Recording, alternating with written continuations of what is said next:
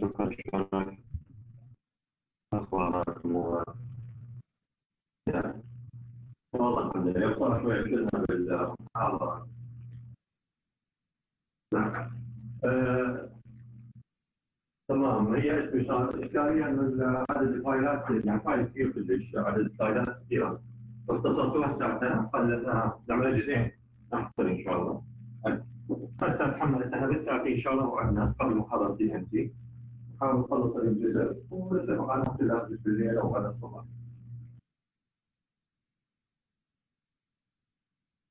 لا ما عندي مشكلة، أنا قاعدين من التجار وما عندي أي مشكلة أي وقت ثاني. لا اليوم اتفقت مع أستاذ في جزء والدكتور يعني خلاص لكن ناخذ البقية حتى بالساعتين الساعة إن شاء الله. جيد خلاص. جيد. لا ما عندنا مشكلة، نبدأ اليوم جزء خلينا نبدأ التجريبية وهي نكمل الجمعة وقت الطريق إن شاء الله. نحدد موعد داخل الجمعة الخميس غدا. حتى راح ندي هسه في الثلاثة عفوا راح ندي بالثلاثة نعطي جزء وبعدين نكمل. يلا مع السلامة.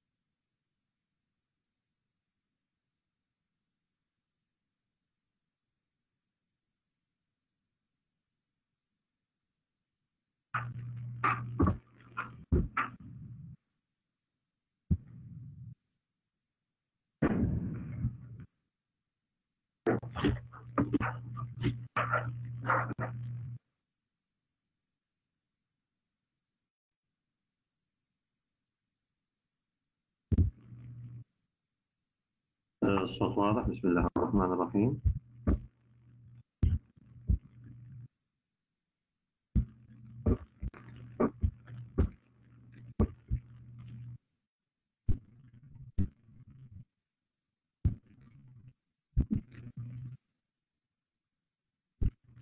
محاضرتنا اليوم راح نتحدث عن ال hip joint, and then we will discuss the most orthopedic problem. We start with the orthopedic problem in children.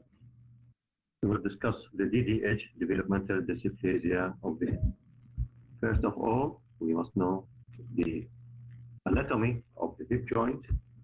The hip joint, it consists from the pelvis, site of articulation between the ischium, pubis, and the symphysis at what we call the acetabulum.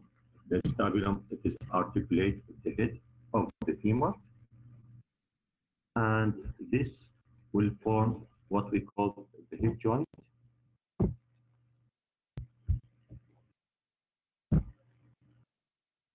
We must know the clinical assessment in diagnosis of any hip problem. First of all, we must know the symptoms and then the signs that we must look for it in examination of the hip joint. Symptoms.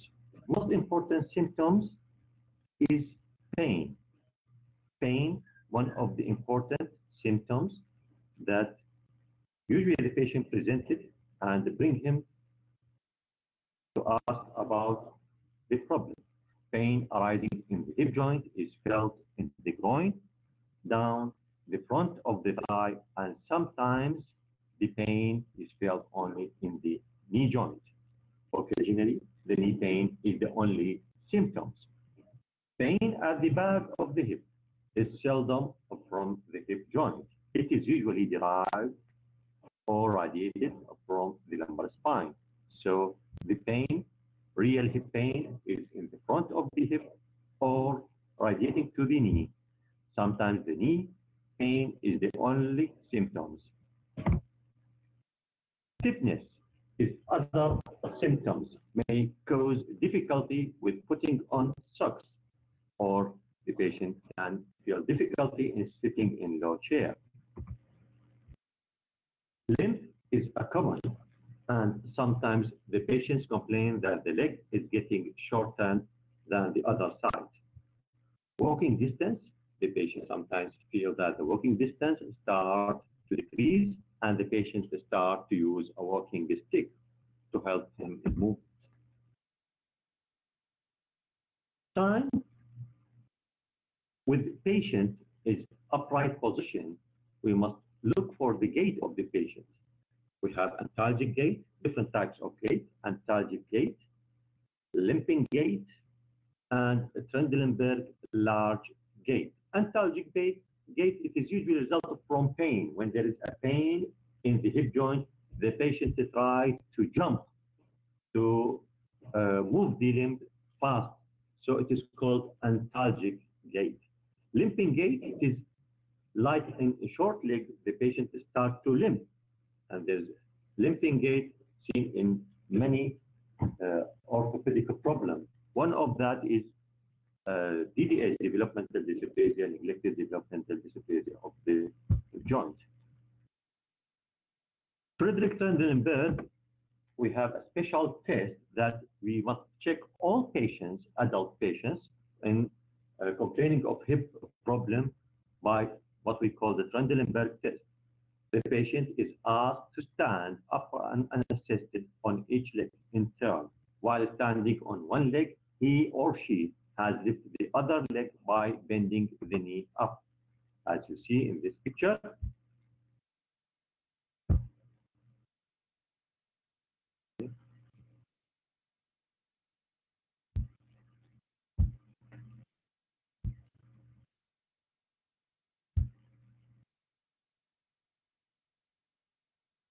There's a problem.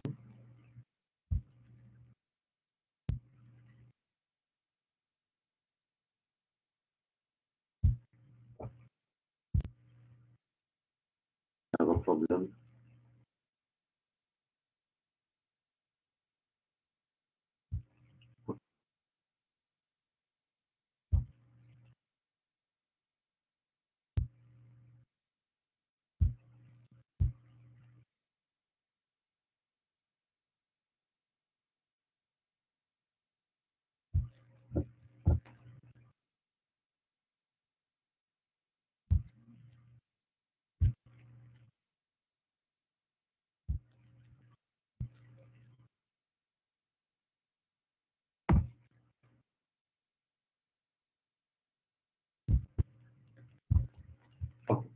Normally, when we perform the Trendelenburg test, ask the patient to stand on one leg and start to raise the other leg by bending the knee joint. Normally, the weight-bearing hip is held stable by abductor and the pelvis rises on unsupported side, as you see here. It is normal, seen in normal patients. If there is a problem or if it is positive Trendelenburg, if the hip is unstable or very painful, the pelvis is dropped on unsupported side, as you see in this picture. Now we examine the left hip and then we look for the right. The examination on the left hip.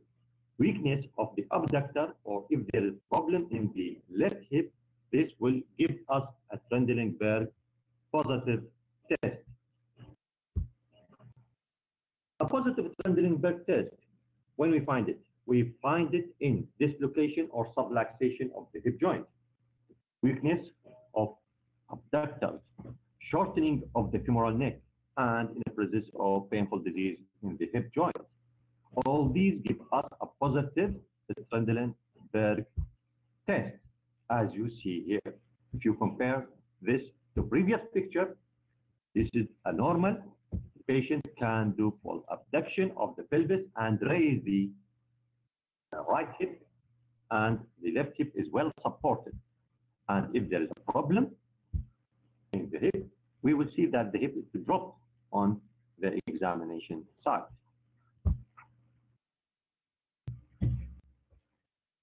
Examination of the patient with patient is in lying position, in lying supine position. We must follow the rule: look, feel, move, and then we look for exercise. Look, if one leg seems to be shorter than the other. Look for scars or sinuses, swelling, wasting of the muscle, and any obvious deformity or malposition of one limb. In babies, very important is asymmetry of the skin squeeze that can be seen in some pediatric problems. Checking for limb length. Limb length can be gauged by looking at the ankle and here. Looking at the ankle and here. Measurement is more accurate with the leg is in equal position. For we have a two measure, real length and apparent length. For real length, measure the distance from anterior superior iliac spine to the medial malleolus on each side and compare the result. If the measurement reveals a real shortening of the limb with the knee flexed and heel together, it can be seen without the discrepancy is below or above the knee. If it is above the knee, it is necessary to determine whether the shortening lies above or below the greater trochanter.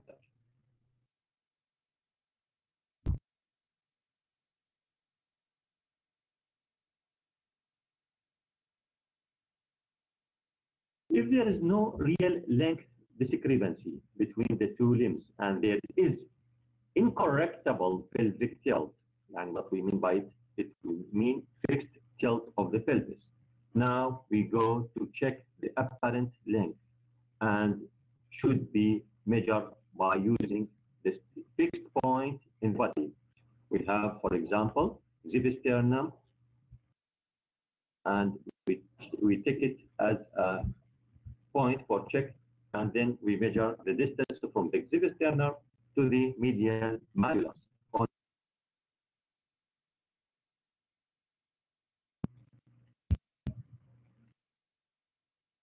The usual cause is fixed abduction deformity, giving an appearance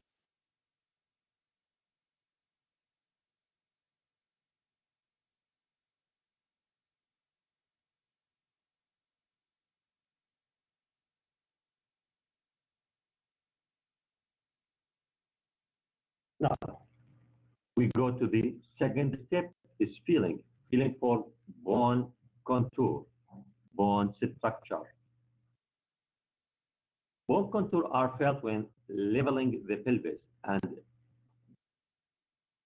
and we must checking the greater trochanter. Any tender area in the hip joint can be identified, and this will give us what is the importance of that, with the tenderness on the greater trochanter, or there is a tenderness on the hip joint, anterior aspect of the hip joint, or if the tenderness in the posterior side, it is very important to check for that. We also, after we feel, we will go to the movement of the hip joint. We must put in our mind the normal range of movement of the hip joint. First of all, flexion of the hip joint is up to 140 degrees. Extension is up to 10 degrees. Internal rotation, 40 degrees. External rotation, 40 degrees. Abduction of the hip is 45 degrees. And adduction of the hip joint, it is about 30 to 35 degrees.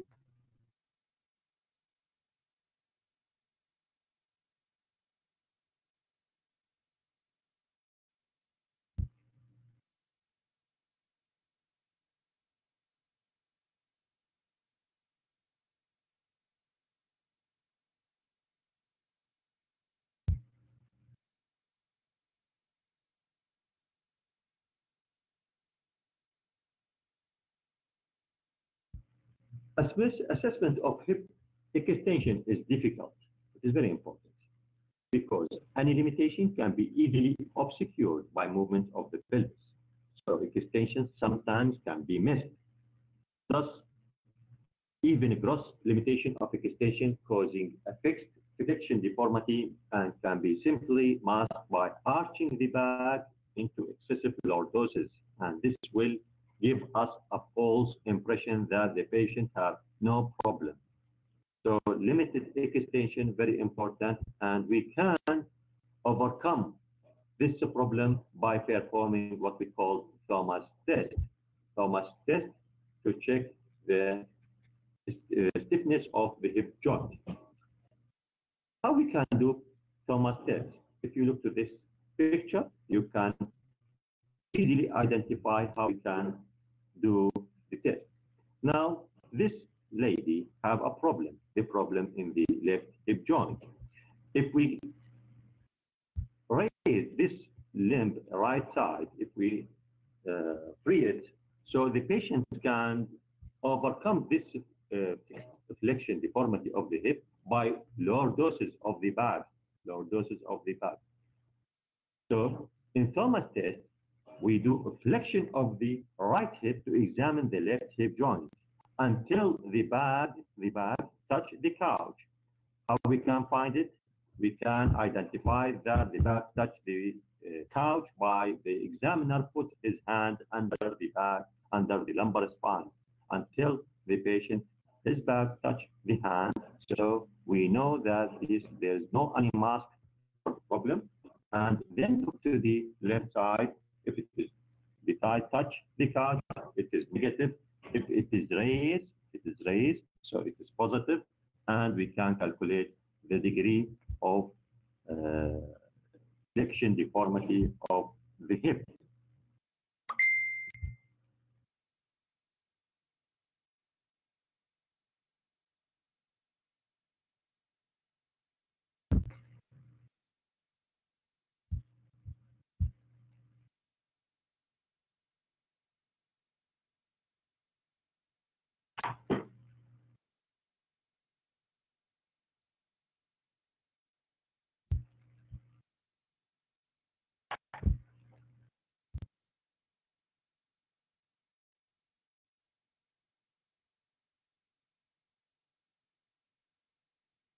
There's a problem in changing the slides.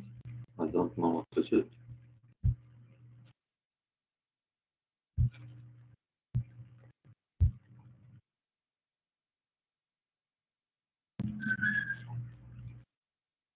Not responding well.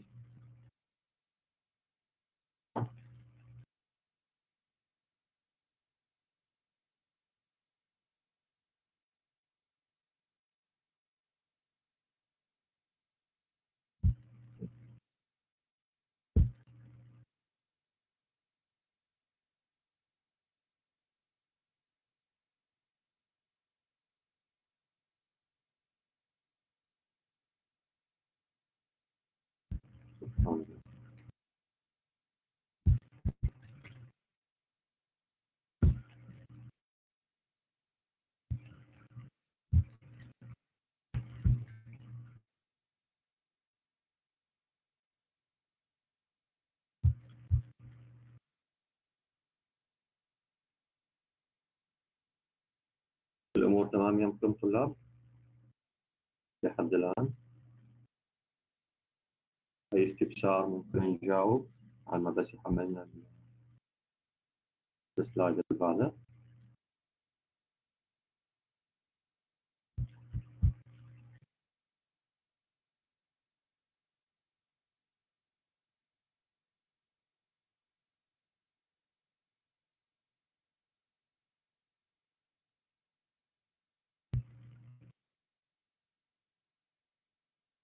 نتأسف على هذا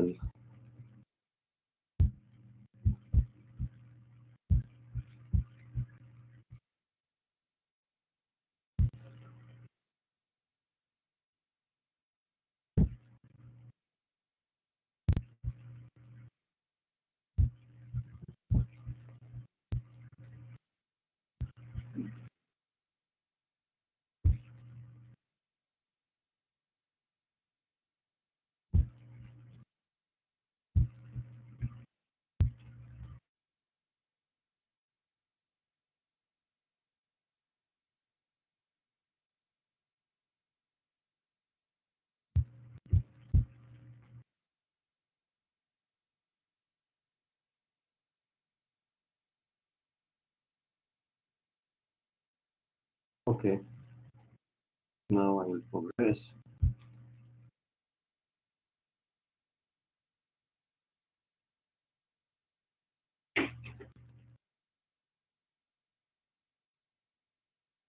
In examination of the hip joint, we reach the movement flexion. It is about 140 degrees.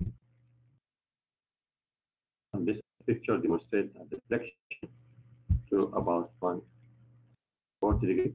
And this picture for internal rotation.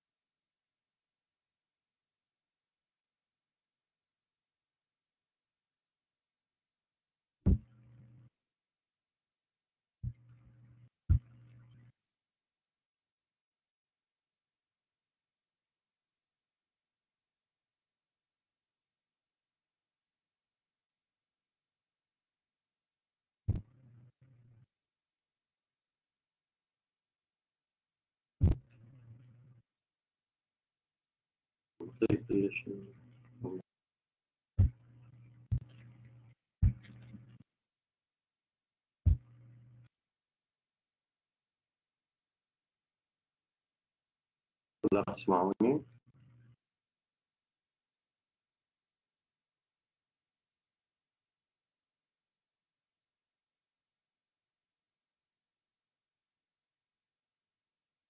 Okay.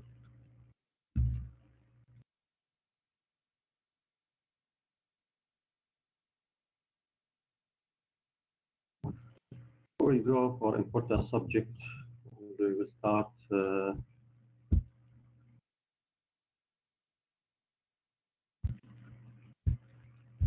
from the diagnostic calendar of the hip joint. Hip disorder are characteristically seen in certain well-defined age group.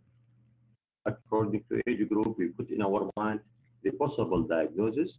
So for easy, we must put in our mind age per year, مقابلها موجود the probable diagnosis.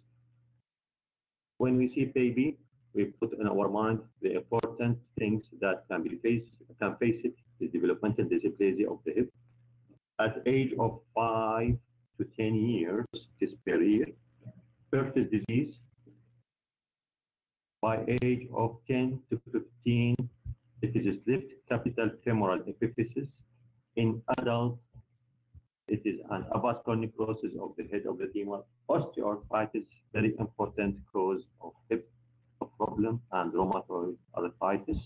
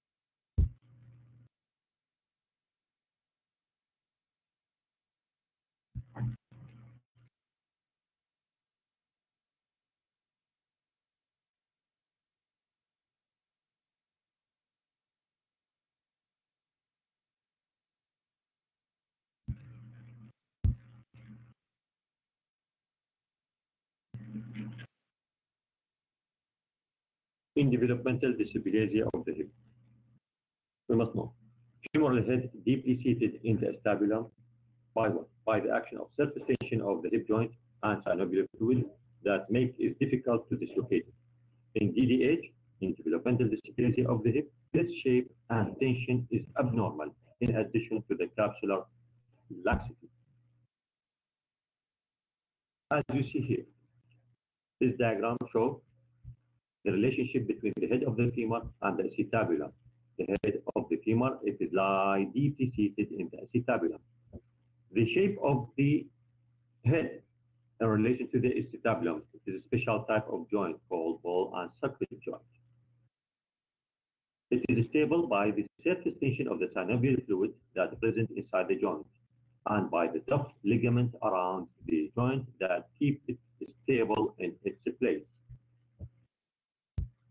If there is developmental dysplasia, this shape and this articulation between the head and the acetabulum is deformed. The deformity affecting the head, it looks like smaller, raised upward, and also there is redundant capsule. You see the capsule that surrounds the joint. Also elongated, hypertrophied ligamentum teres, plus there is flattening of the depth of the acetabulum. So there is a deformity that affects the head and the acetabulum in the presence of a lot of obstacles that may prevent in the reduction and regard as a cause of deformity. This picture shows the comparison between the normal and abnormal hip joint. We must know the risk factor for DDH. What is the risk factor that can cause or can lead to DDH? First of all, positive family history of DDH.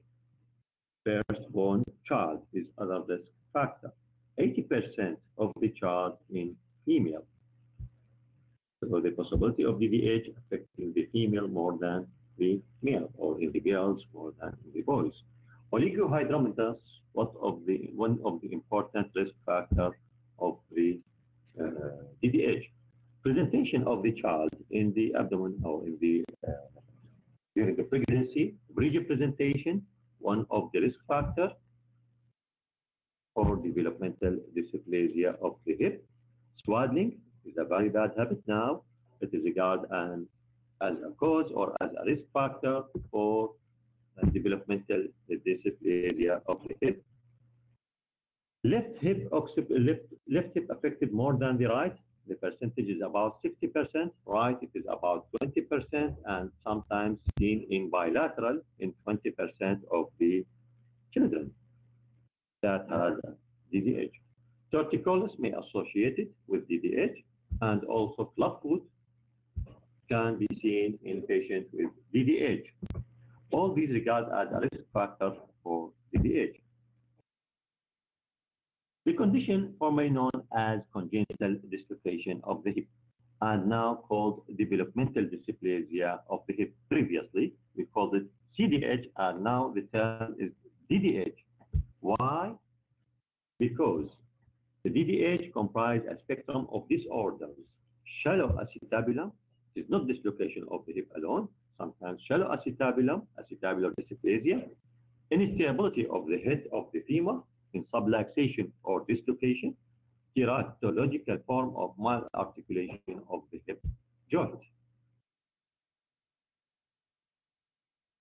Instability is seen in 5 to 20 per 1,000 live births. However, most of these hips stabilize spontaneously. Re-examination 3 weeks after birth, the incidence of instability is only 1 or 2 per 1,000 infants. So the incidence, it will decrease after the child is grown up. Girls are much more commonly affected than the boys. The ratio it is about 7 to 1. Left hip, as we said, it is about 4 times affected more than the right. Etiology and pathogenesis of DDH. Etiology and pathogenesis very important, and we must know it well. First of all, generalized ligamentous laxity is found in a proportion of patients and may also be presented in parents or relatives. It leads to lack of stability at the hip joint, so the dislocation may easily occur in certain position of the joint.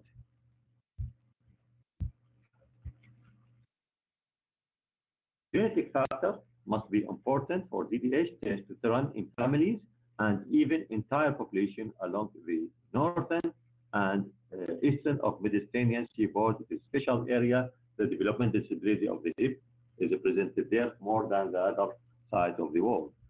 Hormonal changes in later pregnancy, high level of maternal estrogen, progesterone, and relaxin may aggravate the ligamental laxity in infants.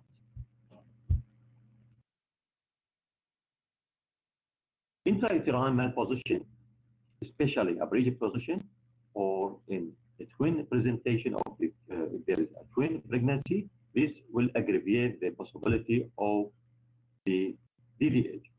Postnatal factors play a particular in maintaining any tendency to instability, like a swaddling habit.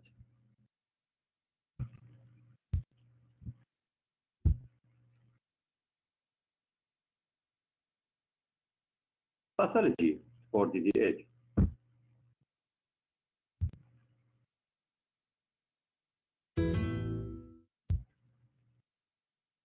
The femoral head, in a case of persistent dislocation, the bony nucleus appears late and its development is retarded. The femoral head is dislocated upward and laterally from the acetabulum. The femoral neck, in the most cases, the neck is anteverted, directed forward. Beyond the normal angle for infant, it is usually about 25. So if there is a DDH, there is an increase of anteversion of the neck of the femur. The acetabulum. The acetabulum, the ossific nucleus, the ossific center for the roof of the acetabulum, like that for the femoral head is late in developing. The bone slopes upward at a steep angle instead of forming nearly horizontal roof for the acetabulum. The cartilaginous part of the roof is often well formed at first, but if the dislocation is allowed to persist, development does not proceed normally, and the socket assumes a swollen contour with a steeply sloping roof. So the deformity also affects the acetabulum, the state of the head and the neck, the femur. The fibrocartilaginous labrum, the peripheral labrum, which normally increases the depth of the developmental acetabulum, is often flooded into the cavity of the acetabulum to become as a limbus, and this is one of the important preventing factor for the reduction. The capsule is gradually elongated and stretch, become redundant capsule and stretch capsule in the form position that's called hourglass deformity cartilage. Clinical feature for DDH. The ideal is to catch all patients with DDH, and the ideal is still unrealized. When there is a family history of congenital dislocation and with a presentation, for this reason, every new child should be examined for sign of hip instability. For neonatal age group, neonatal diagnosis, there are several ways for testing for instability of the hip joint. We must put in our mind in a neonate, all neonates should be checked by what a special test called Ortlani test and the other called the Barlow's test. What is the Ortlani test? The baby thigh are held with the thumb medially applied of the examiner and the finger resists on the greater trochanter, the index and the middle finger is applied to the greater trochanter. The hips are gradually flexed to 90 degrees and gently abduction. Ortlani test is gently abduction of the hip. Normally, there is a smooth abduction to up to 90 degrees. In DDH, the movement is usually limited, but if gentle push is applied to the greater trochanter, there is a soft plunge as the dislocation reduced back to its place, and this hip is abducted fully. It is called jerk of entry. Ortlani test very important in diagnosis of dislocated hip. It is a maneuver for reduction of the dislocated hip, and the examiner feel a clunk, not here. The examiner feel the clunk of reduction of the hip by gradual abduction of the hip to full abduction position. The other test called Barlow's test. Barlow's test is a trial for dislocation of the hip. Barlow's the trial of dislocation of the hip. The examiner tries to dislocate the hip if it is unstable, while Ortlani it is a trial for reduction of the hip joint. The Barlow's is performed in similar manner in comparison to the Ortlani test. But here the examiner thumb is placed in the groin, not in the thigh. And by grasping the upper thigh, an attempt is made to lever the head of the femur out of the acetabulum during abduction movement. So it is a method of dislocation of the hip, while Ortlani it is a method for reduction of the hip inside the joint. Both tests, Ortlani and Barlow's test, done in or performed in neonatal age group.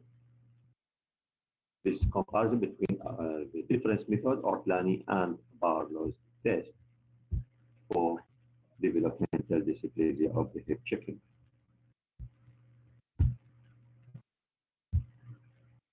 In the femoral head, normally in the reduced position can be made to slip out of the socket and back it again.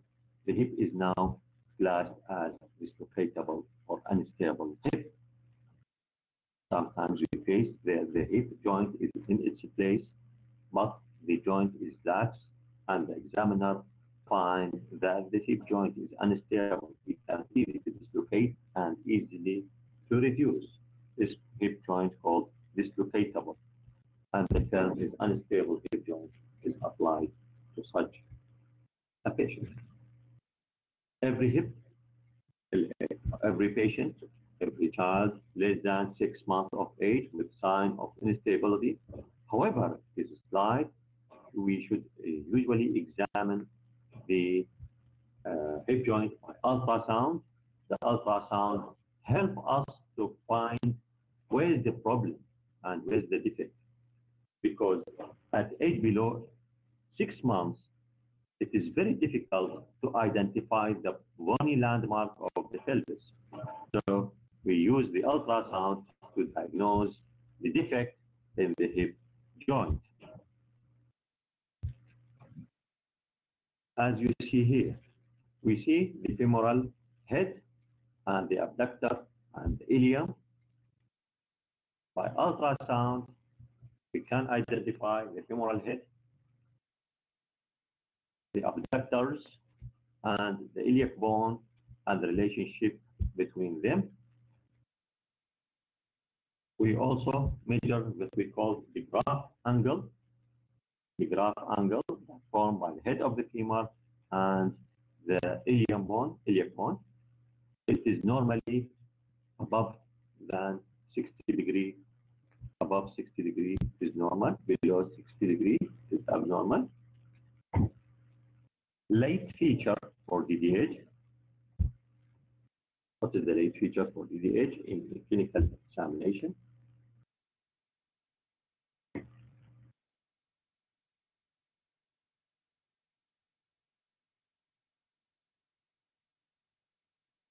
Ideally, all children should be examined again at 6 months, 12 months, 18 months of age, so as to be sure that the late appearing sign of DDH not missed.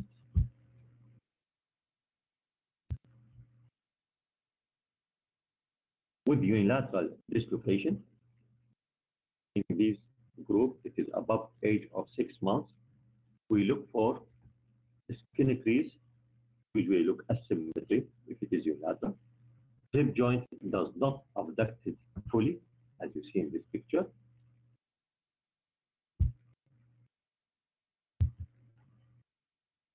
Also, if we compare both legs, the left one here, it looks shorter than the normal. The right is normal and the left is abnormal. Also, if we look to this picture, there is incomplete abduction of the left hip, and also there is an increase in the skin fold in comparison to the right side. So this child has a left DDH.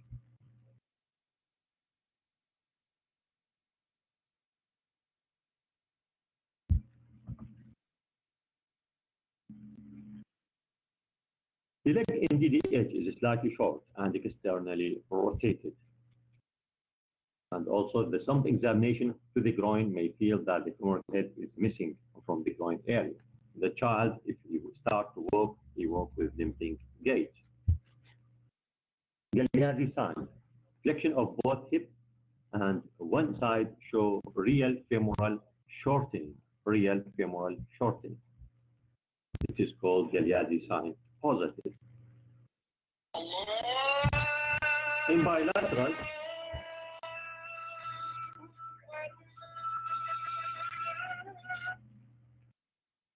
bilateral, dislocation, it is more difficult to detect because there is no asymmetry and characteristic waddling gait may be missed.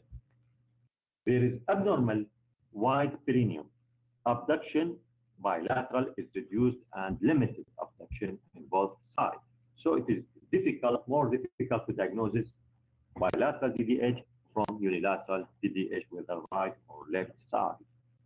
Hyperlordosis, one of the signs of DDH, sometimes seen in bilateral DDH.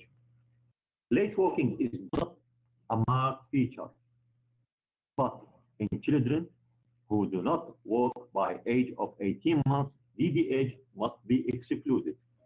I mean that the late walking is not a marked feature. It's not a sign of DDH. But in those delayed walking more than 18 months, DDH should be excluded.